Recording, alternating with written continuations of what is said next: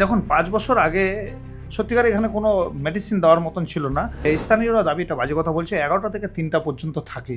মুখ্যমন্ত্রী সম্মানীয়া তিনার কাছে আমরা করজোড়ে আবেদন করছি এই স্বাস্থ্য কেন্দ্রটা তুলে ধরুক আর আগের মতন ফিরে আসুক।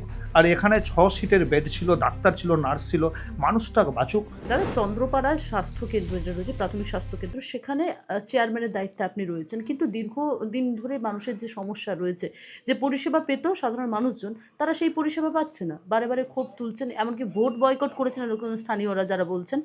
আবারও ভোট আসছে, তার আগে কি কোনো সুরাহা হবে?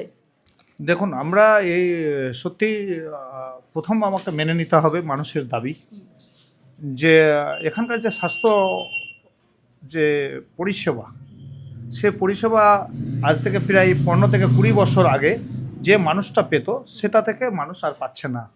কিন্তু পাশাপাশি যে আমরা এখানকার স্বাস্থ্যকেন্দ্রের বিষয়ে আমাদের যিনি এখানকার ৪৭ নং বিধানসভার বিধায়ক, তিনাকে আমরা জানিয়েছি, উনি আশ্বাস দিয়েছেন রাজ্যে জানাবে।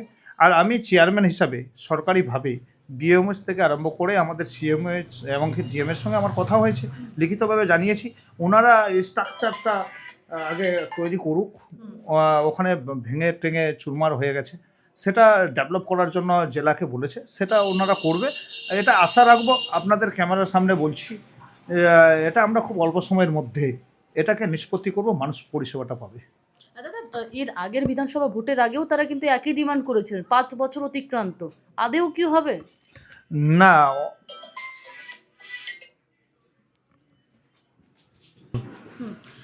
৫ বছর আগেও একই ডিমান্ড ছিল, সেক্ষেত্রে কি কোনো পরিবর্তন হবে? মানে সত্যি কি তারা উপকৃত হবে? দেখুন ৫ বছর আগে সত্যিকার এখানে কোনো মেডিসিন দেওয়ার মতন ছিল না।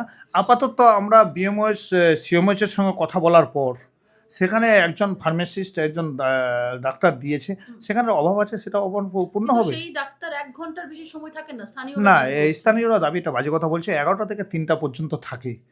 কিন্তু পাশাপাশি যে পরিষেবাগুলোর জন্য মানুষ যেটা বলছে সেটা সত্যি নাই।